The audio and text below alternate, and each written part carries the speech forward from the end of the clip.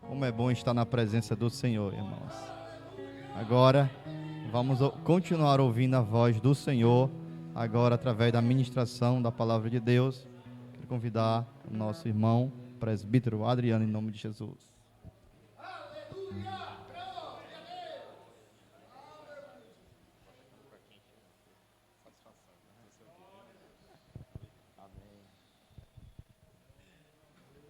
Glória a Jesus.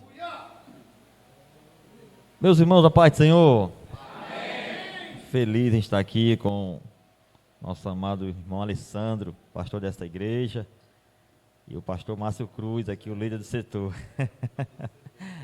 Os homens de Deus que sempre estão na luta do evangelho conosco, né, trabalhando na causa santa do Senhor. E esse grupo de varões abençoado, né, que é liderado pelo irmão, cadê ele? O Clemildo saiu ali. Né? E trouxemos também uma caravana abençoada ali da Pedra Branca, né?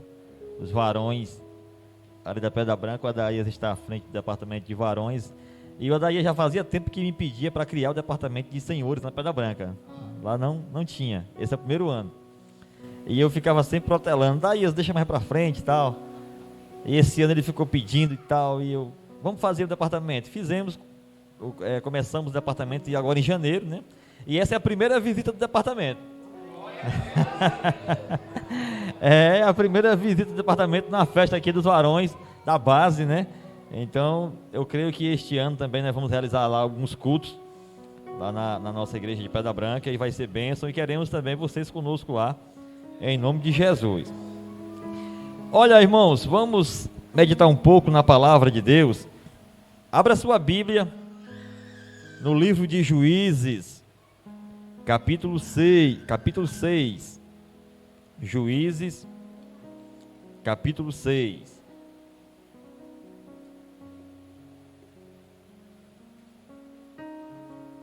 Juízes, capítulo 6. Nós vamos ler o versículo de número 14 até o 16. Juízes 6, 14 e 16, ao 16. Diz assim a palavra do Senhor: Então se virou o Senhor para ele e disse: Vai nessa tua força e livra Israel da mão dos midianitas. Porventura não te enviei eu? E ele lhe disse: Ai, Senhor meu, com que livrarei, ou como livrarei Israel? Eis que a minha família é a mais pobre em Manassés, e eu o menor na casa de meu pai. Tornou-lhe o Senhor: Já que eu estou contigo, ferirás os midianitas como se fossem um só homem. Curva a sua cabeça. Soberano Deus, Tu és maravilhoso. Nós te agradecemos por já estar sentindo a Tua presença neste lugar, através dos louvores que já foram entoados a Ti. Mas queremos que o Teu Espírito Santo, Senhor, continue falando conosco através da Tua palavra. Que sejamos alegres na Tua presença, sentindo o toque do Teu Espírito nesta noite, Pai. Em nome de Jesus. Amém. Diga assim: Deus não capacita. Eu errei a frase. Diga assim: Deus não escolhe capacitados. Deus capacita escolhidos. O tema do congresso é esse, né? Deus capacita escolhidos. Deus não escolhe pessoas que se acham capacitadas, porque os capacitados, geralmente, eles se sentem independentes, se sentem tão seguros a ponto de não precisarem de Deus.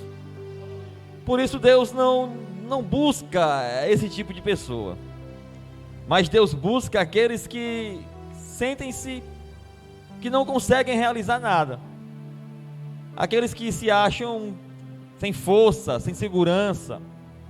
esses Deus escolhe. Deus escolhe para capacitar. Primeiro Ele escolhe, depois Ele capacita. Ninguém é capacitado para Deus escolher, mas Deus escolhe para Ele mesmo capacitar. E o cenário que se encontrava Israel era um cenário de total desolação, declínio moral, declínio espiritual. O povo de Israel tinha perdido o seu último líder. Diga assim: quando falta líderes, o povo fica sem direção. Era assim que o povo estava. O último líder que tinha liderado o povo ali era Josué. Josué tinha morrido, mas antes dele morrer, ele reuniu o povo e disse: vocês precisam escolher. Porque Josué já tinha percebido que o povo estava em dois pensamentos: ora adorava a Deus, ora a Baal. Ora adorava a Deus, ora a Moloque, Astarote. Então Josué reuniu o povo e disse: vocês precisam tomar uma posição, porque eu e minha casa, nós serviremos ao Senhor. E no final do livro de Josué, o povo diz para Josué, faz um pacto com Josué, e diz: não, nós vamos servir a Deus. E aquela geração que presenciou a morte de Josué, realmente serviu a Deus, até o fim do seu ciclo.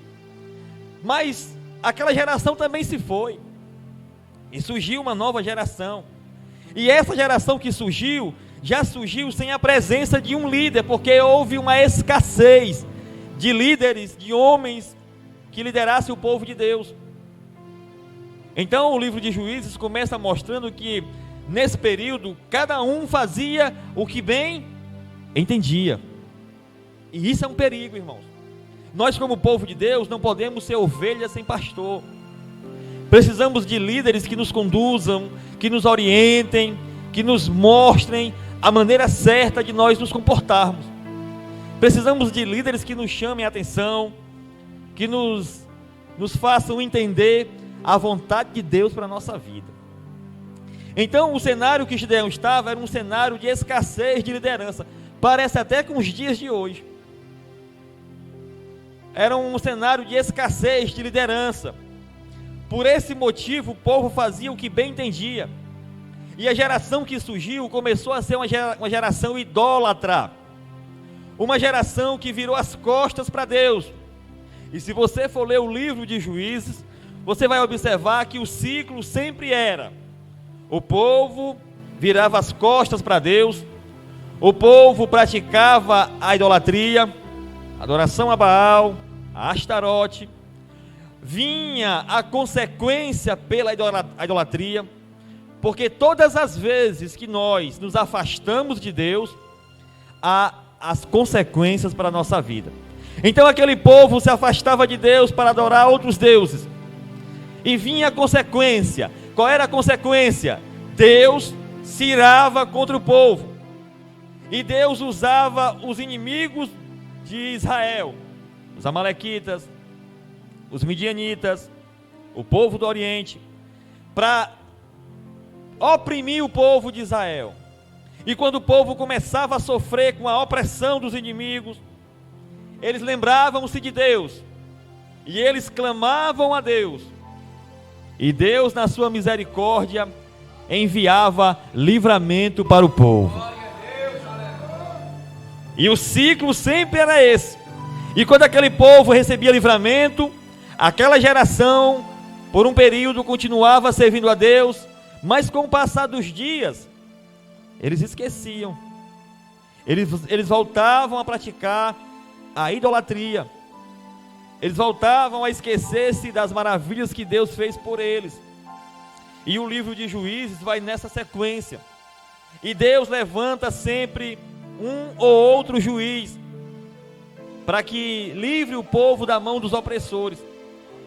Diga assim: mesmo em tempo de crise, o Senhor não nos desampara. Porque nós vamos entender que quem cria as crises somos nós mesmos. Se você for ler a história de Juízes, vai ver que todas as consequências ruins que o povo passava, o gerador dos problemas era o próprio povo.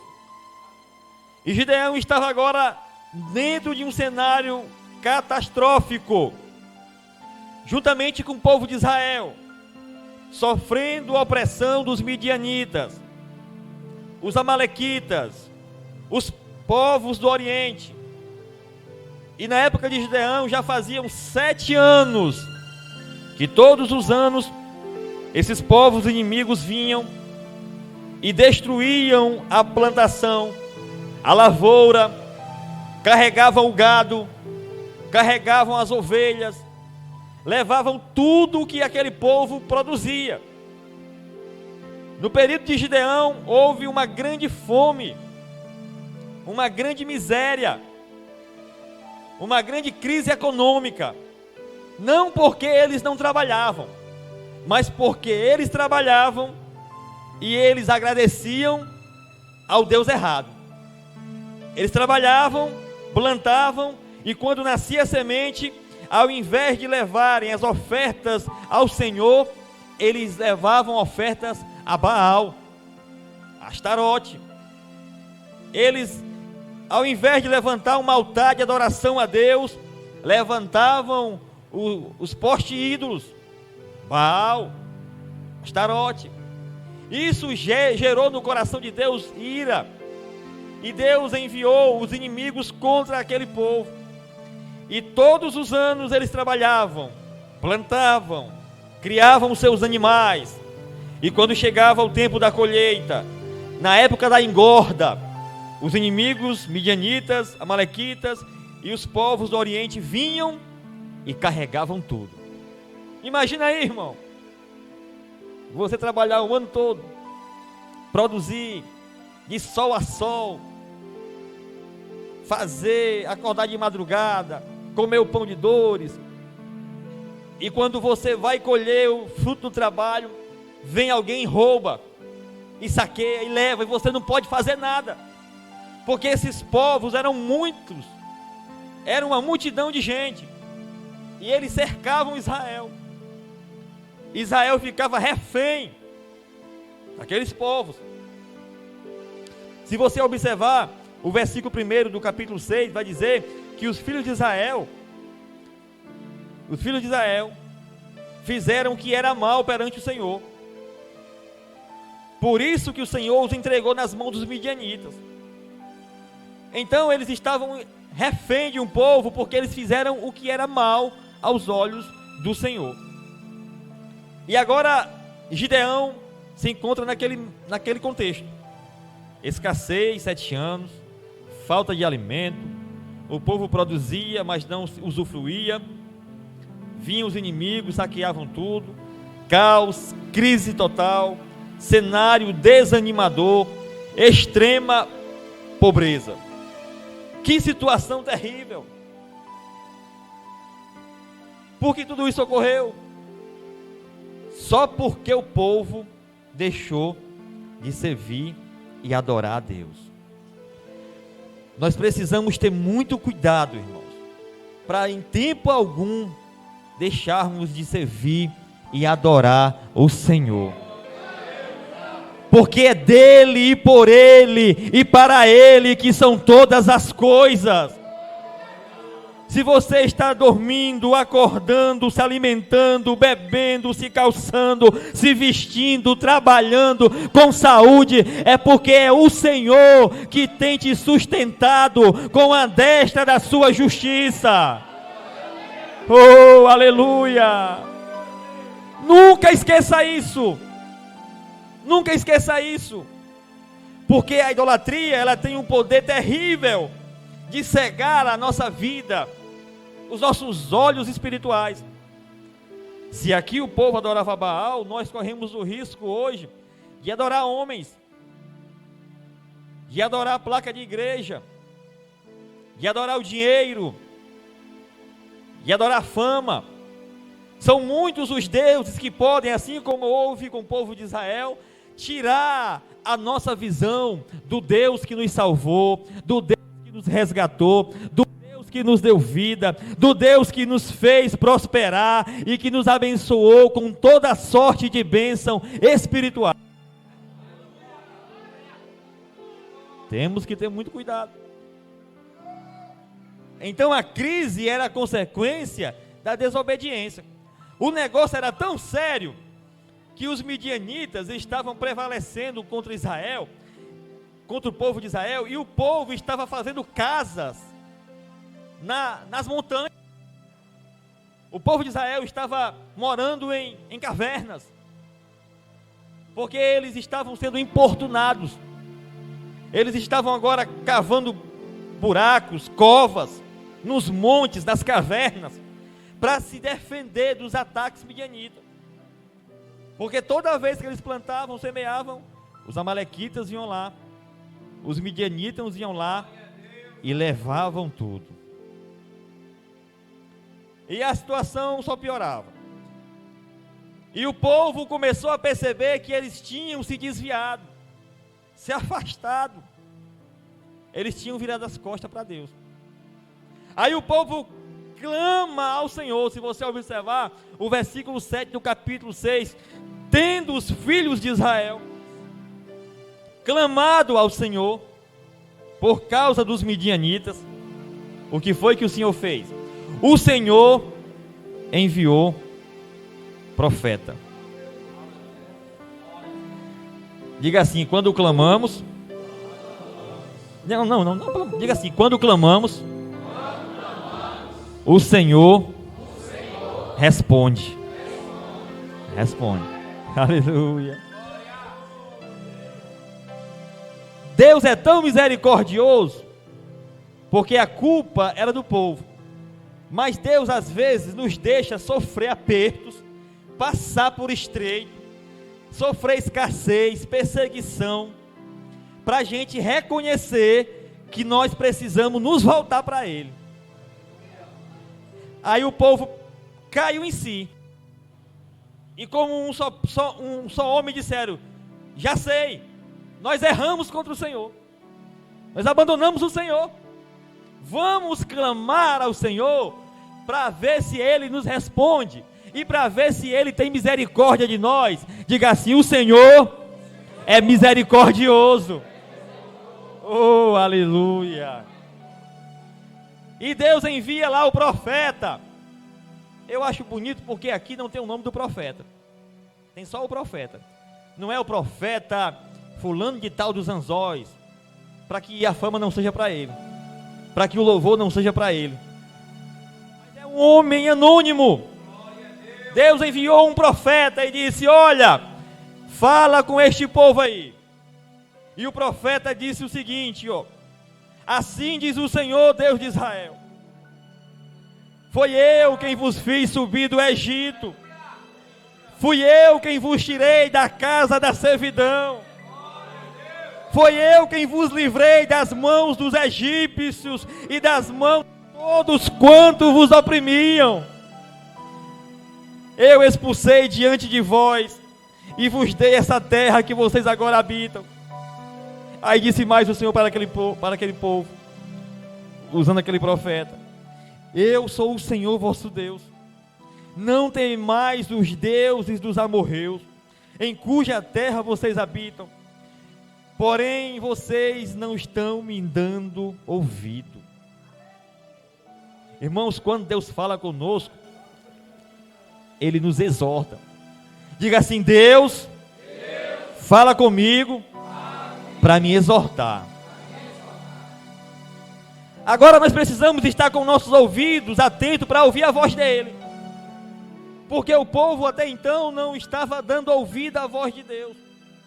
Nós precisamos estar com nossos ouvidos espirituais abertos, sensíveis para ouvir a voz do Espírito Santo falando com a sua igreja.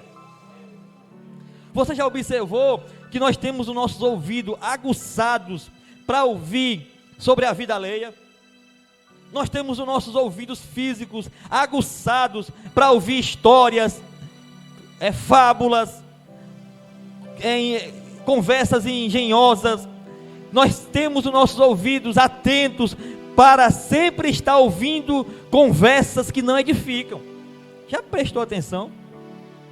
Mas no tocante aos ouvidos espirituais, nós temos uma dificuldade imensa de desentupir os ouvidos espirituais para ouvir a voz do Espírito Santo falando aos nossos corações. Às vezes nós vemos para um culto como esse, Deus começa a falar na primeira oração, Deus começa a falar no hino da harpa, Deus fala no louvor avulso, Deus fala na leitura da palavra, Deus fala na ministração da palavra, e às vezes estamos insensíveis, e entramos aqui, e saímos daqui, da mesma forma que chegamos, e às vezes, até reclamamos dizendo, Deus não falou, o culto foi frio. O problema não é que Deus não falou, nem que o culto foi frio, é que os nossos ouvidos não estavam abertos para ouvir a voz do Senhor. Então nesta noite o Senhor está falando no teu coração, nesta noite o Senhor está falando aos teus ouvidos. Hoje, se ouvires a voz do Senhor, não endureça o teu coração.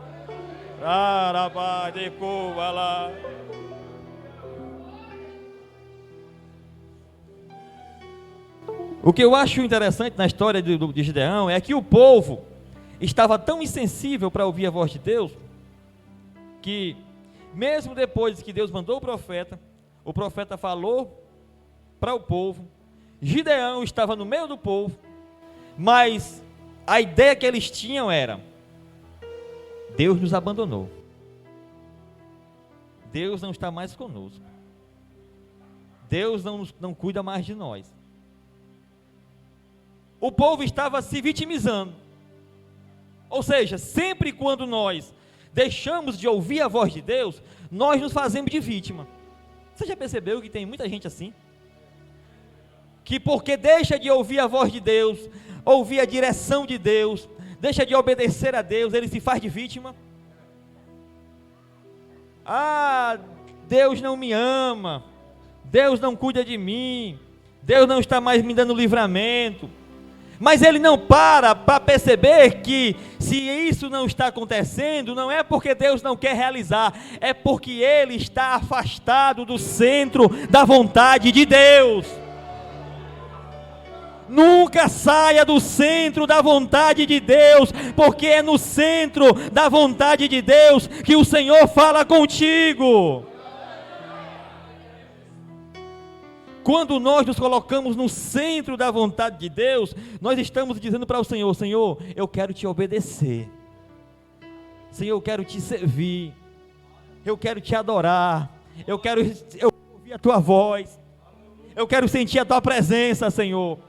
Quando nós estamos no centro da vontade de Deus, não há tempo ruim, não há crise, não há culto frio, não há tristeza, não há enfermidade, não há nada que atrapalhe a adoração, porque nós estamos no centro da vontade de Deus.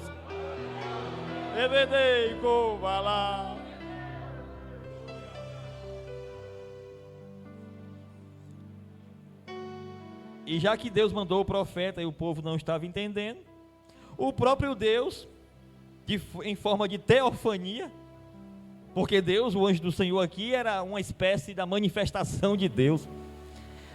Deus disse, o povo está rebelde mesmo, eu vou ter que descer em forma de anjo, para falar com alguém, para liderar esse povo, para ver se esse povo sai dessa situação difícil, dessa crise. Aí nós chegamos no versículo 11, que o Senhor veio em forma de anjo, e assentou-se debaixo do cavalo, que está em Ofra, e olhou ali Gideão, e Gideão estava malhando trigo.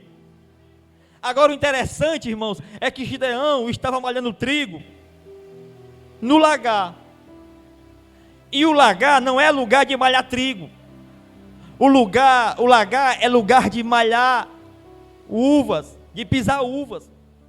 O trigo se colhe lá no celeiro, para que na hora da colheita, as cascas do trigo voem, Por que é que Gideão estava nessa situação? É porque ele estava com medo. Ele estava com tanto medo de colher o trigo lá no celeiro, onde era plantado, e lá tirar as cascas do trigo, que ele pegou o trigo lá, com medo, correndo, ligeiro, apressado, e correu lá para o lagar, que era onde se pisava as uvas. E ele pegou aquele trigo, quem sabe pensando o seguinte: rapaz, esse trigo, se eu não cuidar logo em pegar esse trigo e levar para ali, vai chegar os midianitas, vai chegar os amalequitas, e vai carregar até o pouco de trigo que eu tenho. Eu vou disfarçar. Quando eles vierem para levar o trigo, eles vão pensar que é uva. E ele estava lá no lagar, pisando o trigo, malhando o trigo, se escondendo, diz o texto que ele estava se escondendo dos midianitas. Aí apareceu o anjo do Senhor a ele e disse: o Senhor é contigo, homem valente. Se coloca no lugar de Gideão aí, irmão. Tu está morrendo de medo. A crise, a fome, os inimigos te perseguindo. Você foi olhar, colher o trigo, morrendo de medo, tremendo nas canelas, com medo dos seus inimigos. Aí você está lá, acovardado, enclausurado. Aí aparece o anjo do Senhor e fala contigo: o Senhor é contigo, homem valente. O que é que você ia pensar? O que é que você ia pensar? Porque o medo, ele nos dá um sentimento de covardia. Quando a gente foge dos problemas, quando a gente foge de alguma coisa que está nos causando medo, nós, como homens que estamos aqui, temos um sentimento de angústia. Porque o homem não foi feito para estar se acovardando. O homem foi criado por Deus para enfrentar os desafios, para enfrentar os problemas, para enfrentar as crises e vencer, em nome de Jesus. Mas a situação era tão difícil que Gideão estava acovardado. Aí Deus aparece para ele e diz: olha, tu é valente, Gideão. Tu é valente. O Senhor é contigo. Qual seria a sua resposta? Eu dizia para Deus: eu lá sou valente, eu sou um medroso, Senhor. Eu estou aqui morrendo de medo. Perdi a minha vida, está cercado aí o Pacajus dos inimigos. Se eu sair fora da minha casa aqui, a escada, eu perder a minha cabeça. Eu estou aqui passando necessidade, a família também. Eu não sei mais nem o que fazer. Eu sou um medroso. Eu ia dizer isso para Deus. Eu não sei você. Eu ia dizer isso. Mas Gideão estava tomado de um sentimento de vitimista. Olha o que foi que ele disse para o Senhor. Senhor, versículo 13. Se o Senhor é mesmo conosco, por que é que está acontecendo tudo isso? A primeira pergunta que ele faz para Deus. Você já pensou ou já passou por situações difíceis? E quando está passando, você questiona a Deus, colocando em dúvida a soberania de Deus na sua vida? Sabe aqueles momentos que a gente vive que parece que não tem saída? A gente procura alguém para ser o bode expiatório, culpado, e não acha ninguém para colocar culpa, porque na verdade a culpa é nossa. Aí a gente pensa: então o culpado é Deus. Deus é o culpado de tudo isso, porque Deus não está mais conosco. Gideão não parou para pensar no momento e dizer: realmente, Senhor, estamos vivendo momentos difíceis, e só estamos assim porque a culpa é nossa. Fomos nós que nos afastamos de Ti. Não, ele não falou isso. Ele disse: não, Senhor, estamos assim, mas será que o Senhor é mesmo conosco? Porque se o Senhor é conosco, por que é que tudo isso está acontecendo? Alguém já lhe perguntou para você: por que é que, se Deus existe, por que é que tem tanta coisa ruim no mundo? Não tem esse tipo de pergunta, né? Se Deus existe, por que é que tem guerra? Se Deus existe, por que é que tem doenças? Se Deus existe, por que é que há violência? Onde está Deus? O ser humano, ele é especialista em tirar dele a culpa pelos erros, pelas consequências do seu erro e colocar em Deus. Isso é um sintoma que já veio lá do Éden. Quando Adão errou, e ao invés de assumir o erro, ele começou a colocar a culpa na mulher, a mulher colocou na serpente, e depois ele colocou em Deus. Senhor, foi tu, me deu essa mulher aí, e a mulher me seduziu, e eu comia maçã, então o Senhor é o culpado. Está vendo como isto é uma síndrome do homem? Diga assim: eu preciso aprender a assumir as minhas responsabilidades. Precisamos deixar de ser vitimistas e assumir as nossas responsabilidades. Gideão falava o mesmo sentimento que havia no meio do povo. E aí ele diz: o que é que foi feito de todas as tuas maravilhas? Ora, ele estava questionando o poder de Deus, porque eles bem sabiam desde o início que dos seus pais, dos antigos, que Deus foi o Deus que libertou o povo do Egito, tirou o povo do cativeiro, que Deus abriu o mar vermelho, que Deus fez milagres e maravilhas com aquele povo no deserto, que não faltou nada, não faltou comida, não faltou água, não faltou provisão. Deus estava sempre com o povo. E essa história, o povo, eles sabiam, porque os seus pais reuniam os filhos em volta da mesa e diziam: olha, Israel, ouve, ó Israel, o Senhor é o teu Deus, é o único Deus, e só a Ele adorarás, porque Ele te tirou com mão forte da terra do Egito. Foi Ele quem te deu livramento no mar vermelho contra os carros de Faraó. Foi o Senhor que estendeu as mãos e fez a água brotar da rocha, que vocês não morressem de sede.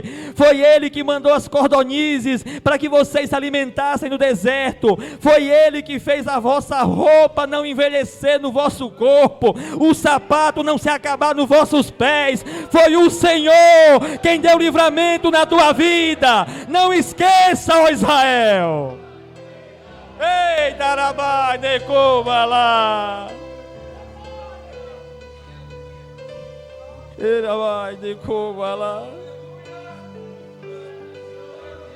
Eles sabiam disso. Igual eu e você sabemos que Deus é poderoso. Igual eu e você que sabemos o quanto o Senhor já nos livrou da morte, o quanto o Senhor já nos fez milagre na nossa vida, o quanto o Senhor já nos arrancou do lamaçal de pecado, nos deu um banho de santidade, firmou os nossos pés na casa do Senhor, colocou na nossa boca um cântico novo, encheu o nosso coração de alegria e nos fez povo seu e ovelha do seu pasto. Ei, Tarabane Kovala! Oh, aleluia! Não esqueça os benefícios de Deus na tua vida. Aleluia! Aleluia! Senhor, o Senhor já nos fez sair do Egito. Gideão diz: porém, Senhor, agora, por que que o Senhor nos desamparou e nos entregou nas mãos dos midianitas? Era esse o questionamento de Gideão?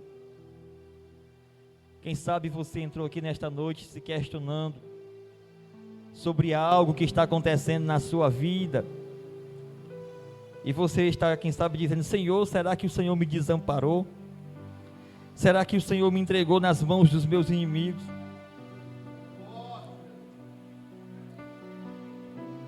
Mas aí Gideão começa a sofrer um processo de cair em si e entender que Deus nunca nos desampara. Deus nunca nos desampara. Os discípulos de Jesus estavam preocupados porque ele disse o seguinte: olha, eu vou para o Pai. E eles ficaram com os corações turbados. E Jesus disse: não se preocupe, eu vou enviar o Consolador. Ele estará convosco todos os dias, até a consumação dos séculos. Oh, aleluia! E o Espírito do Senhor está neste lugar, nesta noite. Ele é o Consolador que não nos desampara, mesmo em dias difíceis, mesmo em tempos de crise, mesmo em situações que achamos que não vai ter saída. O Senhor está conosco, o Senhor não nos desampara.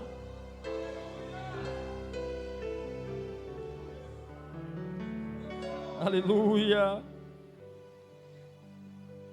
O interessante é que o nome Gideão significa guerreiro. Mas de guerreiro, naquela hora, Gideão não tinha era nada.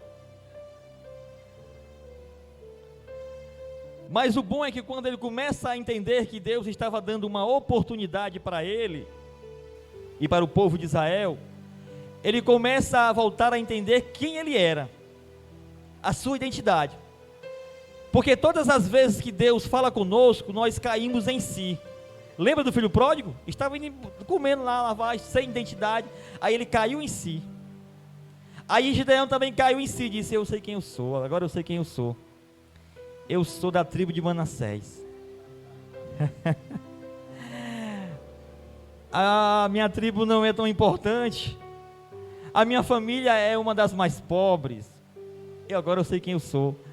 Todas as vezes que Deus nos confronta, Deus nos faz cair em si. Recuperamos a nossa identidade. Porque, irmãos, tem tanto crente sem identidade nos dias de hoje. Porque se afastaram do Senhor. Quando nós nos afastamos do Senhor, perdemos a nossa identidade. Qual é a nossa identidade? Nós somos cidadão dos céus. Está lá no Salmo, quem é bom de Bíblia? Salmos 115, 117, que fala sobre o cidadão dos céus. É? Salmo 15, é o Salmo 15. Nós somos cidadão dos céus, mas quando nós nos afastamos do Senhor, perdemos a identidade. Mas quando o Senhor, Ele nos resgata e nos busca, aí nós recuperamos a identidade. Aí Gideão começa a dizer: olha, Senhor, eu sou apenas um lavrador, eu sou um agricultor, Senhor. Observe que ele estava culpando Deus, não era? Estava culpando Deus. Não, Senhor, o Senhor nos abandonou. Aí lá no versículo 15 ele vai dizer: Senhor, eu sou um lavrador, Senhor. Eu sou um agricultor, mão calejada, da tribo de Manassés. Eu sou filho de Joás. Olha, ele começou a entender as suas origens. Eu sou da família pobre. A minha família é uma das menores. E eu pessoalmente sou o menor na casa do meu pai. É por isso que Deus não escolhe capacitados, mas Deus capacita quem Ele escolhe. Tenha muito medo de alguém que vai fazer a obra do Senhor e já vai colocando as suas credenciais. Olha, eu sou importante, eu tenho isso, eu tenho aquilo, eu prego, eu canto. Não, se não tiver eu no departamento de senhores, o departamento se acaba. Eu tenho que ser, comigo tem que ter regalia, porque eu tenho um diploma de teologia, porque eu sou formado em hardware, porque ele e eu. Pronto, é muita capacidade. Deus não precisa desse camarada. Deus precisa que ele reconheça quem realmente ele é. Irmãos, e quem nós somos? A nossa genética, o nosso DNA. Nós somos pó e cinza. Nós somos pó e cinza. Você está sentindo aí o seu coração bater, tá? Está sentindo?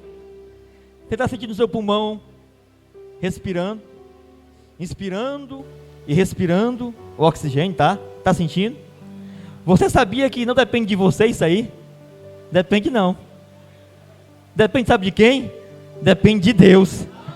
O fôlego de vida é o Senhor quem dá. Na hora que Ele dizer: Adriano, você vai parar de respirar agora, eu bato a biela. Acabou-se. O pó volta ao pó. a terra, e o espírito volta a Deus que deu. Nós não somos nada, nós não somos ninguém, é o Senhor quem trabalha na nossa vida, é o Senhor quem nos capacita, é o Senhor quem nos usa, é o Senhor que nos dá habilidades, é o Senhor quem nos dá dom, é o Senhor que nos dá vocação. Ora, baixerei, benei, coma lá. Oh, aleluia. Aí depois que Gideão reconhece tudo isso, porque aí eu me lembro de 2 Crônicas capítulo 7, né? Se meu povo, que se chama pelo meu nome, se humilhar e orar, buscar a minha face e se converter dos seus maus caminhos, eu os ouvirei dos céus, perdoarei os seus pecados e sararei a sua terra. Oh, o Senhor quer fazer isso com a nossa vida. Depois de tudo isso, Gideão reconhece a sua... Ele tomou algumas atitudes, tomou várias, mas eu selecionei aqui algumas, porque o tempo não vai dar. Já fora o tempo. Mas eu selecionei algumas atitudes de Gideão. A primeira que ele tomou foi: reconheceu a sua falta de capacidade, que eu acabei de falar. Segundo, ele passou a pedir direção ao Senhor. Porque quando a gente acha que é capacitado, a gente nem pede direção a Deus. Já faz as coisas pelo nosso próprio conhecimento. Não, eu acho que é assim, eu vou fazer assim. Isso gera um problema sério. Não, vai ser do meu jeito. Eu sei, já estudei, já conheço. Não preciso de direção de Deus. E aí daquele que chegar para falar para ele, dizer: irmão, Deus me deu uma palavra para falar para o irmão sobre esse trabalho que você está fazendo. Não se meta no meu trabalho. Não se meta, você não é o líder do departamento, é eu que sou o líder, é eu. Eu que mando aqui, é eu. Depois que Gideão reconheceu que não era nada, ele pediu a Deus, foi sinal. Se você for ler o versículo 17, ele vai dizer: Senhor, se o Senhor está aqui comigo mesmo, Senhor, o Senhor... espera só um momento que eu quero que o Senhor me dê um sinal. Sinal é confirmação, é direção. Mas eu não quero só que o Senhor me dê um sinal, eu quero que o Senhor me dê um sinal e além disso eu quero oferecer ao Senhor uma oferta agradável. O Senhor fica só um pouquinho aqui que eu vou ali preparar. Eu acho que o Gideão rapou tudo que tinha na despensa. Porque como era em tempo de crise, a comida estava muito escassa, mas ele tirou tudo que tinha lá, esvaziou a despensa, fez uma comida e disse: eu quero que o Senhor me dê um sinal e aqui está a oferta. Sabe o que é que isso nos ensina? Que nós devemos nos esvaziar com todas as nossas forças para servir ao Senhor e andar na direção dos seus passos. É por isso que Paulo disse: já não vivo eu, mas Cristo vive em mim. E a vida que eu agora vivo, eu vivo na direção do Senhor. Essa foi a segunda atitude que ele tomou: Senhor, me deu um sinal e eu vou te oferecer um sacrifício. Mas ele tomou outra atitude. Vou terminar. Ele passou a temer e a adorar o Senhor. Se você ler do versículo 23 ao 24, eu não vou ler porque o tempo não dá, mas lê em casa. Gideão, de vitimista, passou a ser um homem temente ao Senhor e adorador do Senhor. Irmãos, o que precisamos desses últimos dias é deixar de ser vitimistas e passarmos a temer ao Senhor, porque o temor do Senhor é o princípio da sabedoria. Precisamos é temer ao Senhor e adorar o Senhor, porque estamos convivendo com a geração de crentes que faz muitas coisas que desagradam a Deus e ainda pousam de vítimas e querem que Deus esteja bajulando eles, que Deus esteja adulando eles. Deus não é babá para estar nos adulando. Deus é o Criador dos céus, o Criador da terra, o Criador da nossa vida, e Ele procura homens que se coloquem prostrados aos pés deles, reconhecendo que Ele é o Senhor, que Ele é o Criador, que Ele é o Deus Todo-Poderoso. Homens corajosos.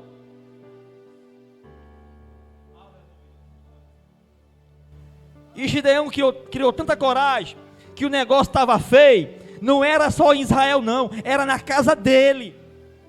O problema é que a gente observa às vezes o cenário e acha que o defeito, o problema só está lá fora. Quando nós nos convertemos e tememos ao Senhor, a primeira coisa que nós fazemos é reparar o nosso altar, reparar a nossa vida, consertar a nossa vida. Gideão, depois que entendeu isso, ele foi para casa, olhou para o pai Joás e disse: está errado aqui. Tinha lá um bichãozão lá, um Baalzão na casa do pai. Tinha um Baal dentro da casa dele. Era. Se fosse lá no Juazeiro, do irmão Márcio era o pai de Cício daquele. Ele é de lado, ó. Dali é da terra do pai de Cício. Aí, olha, eu aprendo uma coisa.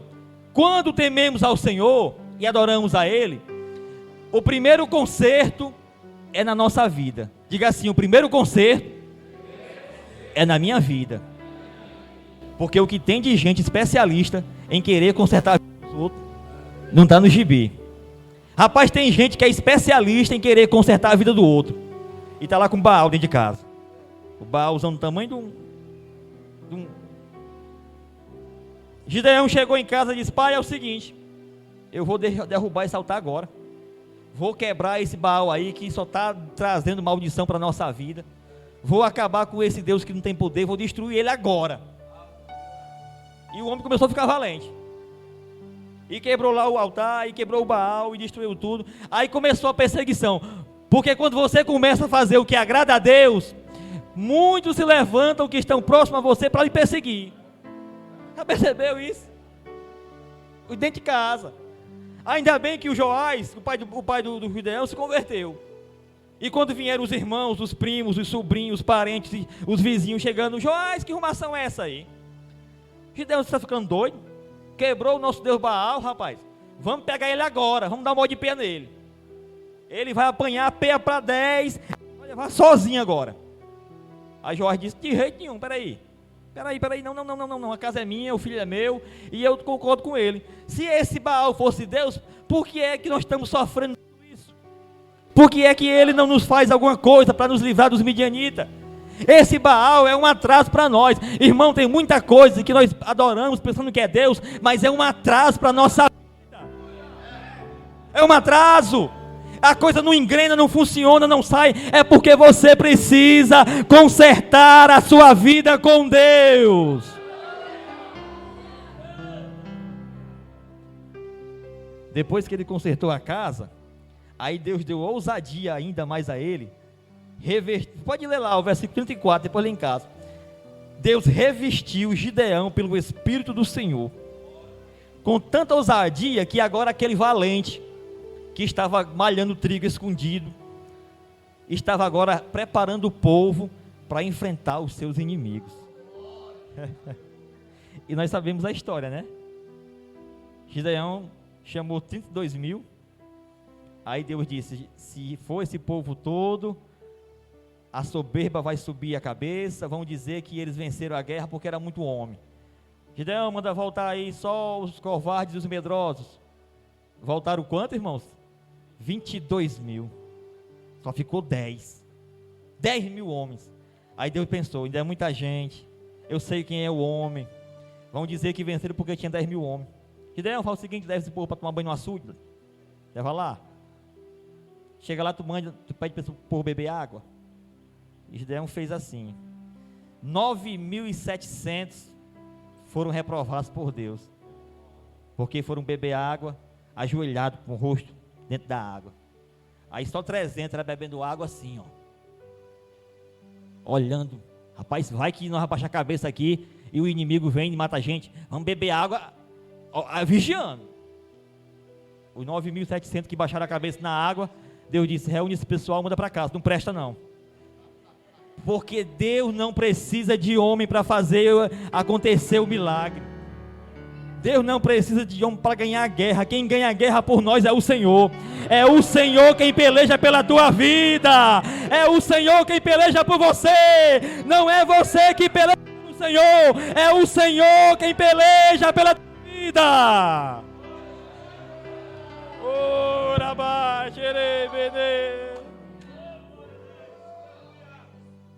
irmão, ficou só 300. E era uma multidão de amalequitas. Era uma multidão de midianitas. Era uma multidão dos povos do Oriente. Esses povos estavam todos montados em camelos, armados até os dentes. Gideão com 300 homens. E nós sabemos a história, não sabemos o que aconteceu? O que foi que aconteceu? Gideão ganhou guerra? Ganhou? Ganhou, irmão? Ganhou não. Quem ganhou a guerra foi o Senhor. O Senhor ganhou a guerra pelo povo dele. Fica de pé em nome de Jesus. Quem ganhou a guerra foi o Senhor. 300 homens com buzina, 300 homens com cântaros. Esses homens não tinham nenhuma possibilidade humana de ganhar aquela guerra, não tinham. Mas aí o Senhor foi lá e pelejou com mão forte e venceu os midianitas, os amalequitas, os povos do Oriente. Sabe que isso é a mesma coisa que acontece na minha e na tua vida? Sabe por que é que você está aqui? Você não sabe como foi que você chegou até aqui, as guerras que você enfrentou. Mas uma coisa, você vai sair daqui hoje consciente: o Senhor ganhou a guerra por você. O Senhor ganhou a guerra por ti.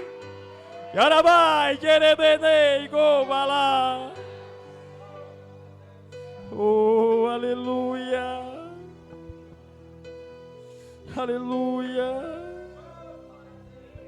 Feche os seus olhos por um momento. Feche os seus olhos por um momento e agradeça ao Senhor, porque é Ele quem peleja por você. Você não sabe nem como foi que você chegou aqui. Quantos inimigos caíram por terra?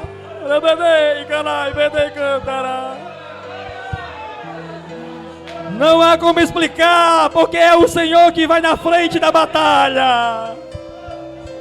Ele vai quebrando os carros no fogo, Ele vai quebrando a arca, Ele vai quebrando os ferrolhos, Ele vai despedaçando.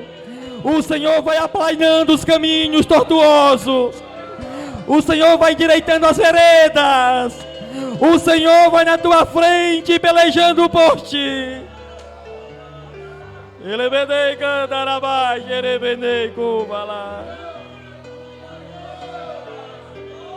Oh, aleluia. É o Senhor que tem nos dado o livramento. É o Senhor que tem usado de misericórdia com a minha e com a tua vida. É o Senhor. Aleluia.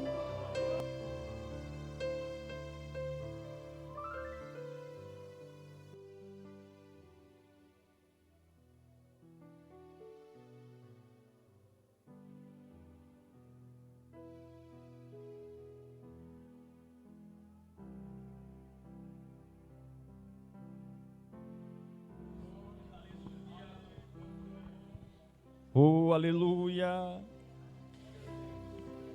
Não há Deus maior,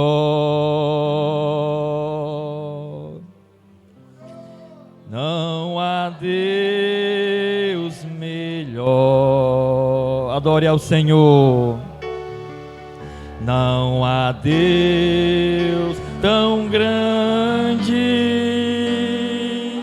Isso, exalte ao Senhor como nosso Deus. Mais uma vez. Não há Deus maior.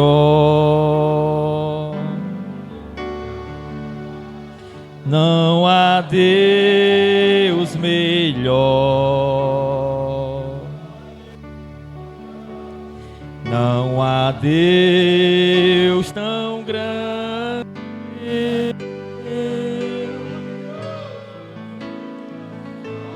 Nosso Deus. O que foi que Ele fez? Criou os céus, criou a terra, criou o sol e as estrelas, tudo Ele fez, tudo criou, tudo formou para o seu louvor, para o seu louvor, para o seu, para o seu, para o seu louvor.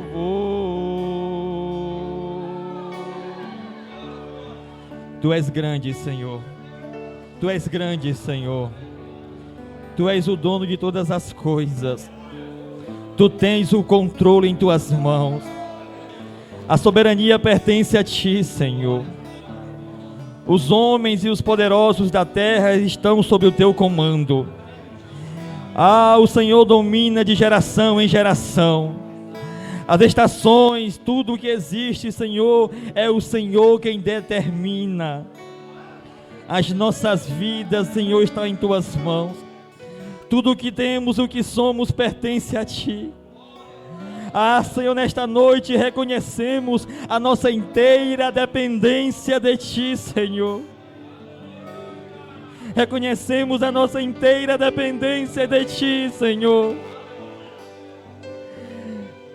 Se somos usados por ti, Senhor, é para a tua glória.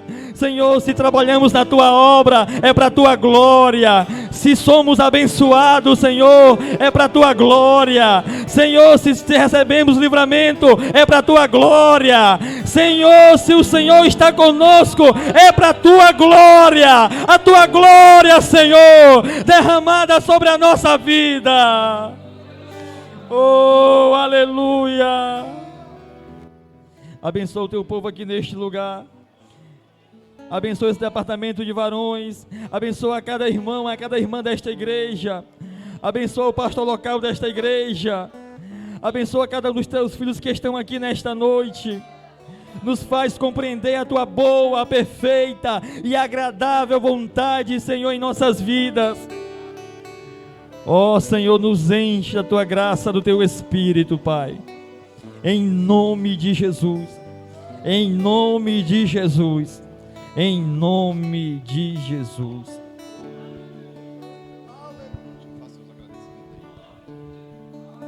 Glória a Deus, louvado seja o nome do Senhor. Que palavra rica, que palavra linda, que palavra maravilhosa. Eu ouvi a voz do Senhor nesta noite falando comigo através desta palavra. Acredito que também meus irmãos também ouviram a voz de Deus. Antes de fazer os meus agradecimentos, quero dizer para você, meu irmão e minha irmã, que não deixe os amalequitas dos tempos de hoje, não deixe os medianitas deste tempo querer fazer você entristecer, a chegar ao ponto de querer parar, não continuar nessa caminhada. Quero dizer para você, meu irmão e minha irmã, Deus é contigo, homem valente. Deus é contigo, mulher valente. Deus enviou ou enviará um anjo dele a teu respeito. Louvado seja o nome do Senhor. Desde já eu quero agradecer a Deus por esta festa, por esse culto maravilhoso. Agradecer a Deus pela vida de todos os irmãos e irmãs que se faz presente aqui nesta noite.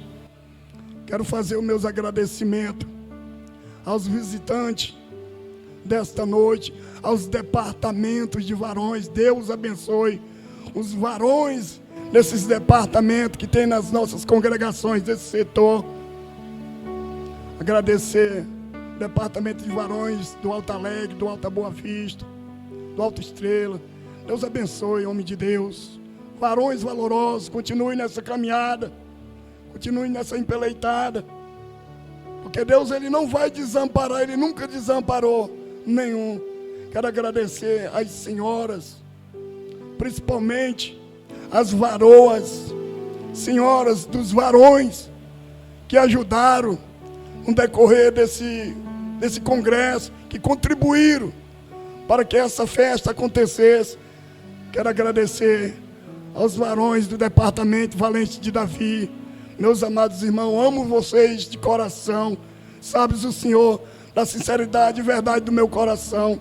Que Deus abençoe a vida dos meus amados irmãos. Que Deus possa continuar abençoando abundantemente, ricamente, poderosamente a vida de vocês. Que o Senhor possa continuar suprindo as necessidades, abrindo porta, até mesmo onde não tem parede. Que Deus continue abençoando a família, lá a casa de cada um, meus amados irmãos. Quero agradecer ao meu amado irmão aqui, o Alexandre Rosa, pela contribuição do meu amado irmão, que está fazendo essa transmissão ao vivo, essa live. Deus abençoe a vida daqueles que estão ouvindo através desse meio de comunicação. Quero agradecer também pela vida dos varões que se encontram aqui, os líderes dos departamentos, João Paulo, Josier e os demais irmãos, que eu não sei o nome, mas o Senhor sabe. Meu amado irmão Isaías, que fiz muitos convites, mas nunca tinha dado certo. Mas hoje, Elias, me perdão, mas hoje o Senhor está aqui, em nome do Senhor Jesus. Agradecer aqui a presença do nosso pastor Márcio Cruz, em nome do Senhor Jesus. Deus continue abençoando a vida do meu irmão. Deus continue usando a vida do pastor, do pregador desta noite, né? O irmão Adriano, né? Presbítero Adriano, irmão Flavinho, que Deus abençoe, irmão Cláudio, esse varão que certo tempo, certo dia o Senhor colocou, né, esse desejo no coração de criar esse departamento, né? Foi fundado pelo nosso irmão Cláudio, nosso pastor, né? Que o irmão Cláudio colocou o nome de Valente Davi, era ele que era o presidente, né, desse departamento, né, era o presidente desse departamento. Me fez o convite para ser a segunda pessoa, porém, infelizmente, ele nos deixou, né, e foi para outra, adorar o Senhor em outra congregação. E eu estou aqui à frente, irmão, meu pastor, em nome do Senhor Jesus. Deus abençoe a vida do meu amado irmão Cláudio. Quero agradecer a vida desse varão valoroso, irmão Antônio Neto. Deus abençoe, Diácono Antônio Neto. Deus abençoe, continue abençoando sua vida. Quero dizer para você que Deus é contigo, varão. Que Deus abençoe a vida do meu amado irmão. E sou grato a Deus pela minha vida, pelo que o Senhor fez comigo. Desde já, eu quero aqui informar os irmãos que tem uma cantina aí fora, que os irmãos podem comer à vontade, está lá fora, certo? Mas pague, né? Assim, fala. Deus abençoe. Repasse o trabalho aqui para o nosso pastor, em nome do Senhor Jesus. Glória a Deus. Vamos ficar de pé, irmãos, só tenho também a agradecer a Deus pelas vossas vidas em nome de Jesus. Vai, em nome de Jesus, eu quero convidar aqui para fazer esta oração de agradecimento o nosso irmão Cristiano, o Cristiano ali da Pedra Branca. Por favor, chegue para cá, meu amigo. Vem para cá para você fazer esta oração, encerrando agradecendo a Deus. Cristiano é um irmão, um amigo, que ele sempre liga para mim, manda mensagem, pergunta se eu estou com raiva dele. Mas não tenho raiva dele, não. Mas eu disse que não faltasse hoje, não, o dirigente dele ia dar um carão e ainda ia dar carão também. Pode ser, velho. Glória a Deus. A paz do Senhor, meus irmãos. Vamos orar. Senhor, nosso Deus, nosso Pai, queremos te louvar, Senhor, por esse momento. Sou muito grato a Deus pela alegria de estar com a tua igreja e com o teu povo aqui, Senhor. ouvimos a Tua voz, Senhor, e com certeza vamos sair daqui por essas portas alegres e felizes, porque a Tua palavra está guardada no nosso coração, Senhor, para que nós não possamos pecar contra Ti. Se conosco, nos ajuda esse trabalho, essa igreja, Senhor, o Teu povo, o presbítero, Senhor, dessa igreja, o anjo dessa igreja, a todo o Teu povo, Senhor, em nome de Jesus. Queremos Te agradecer e que o Senhor nos conceda uma noite de paz, de comunhão com o Seu Espírito Santo.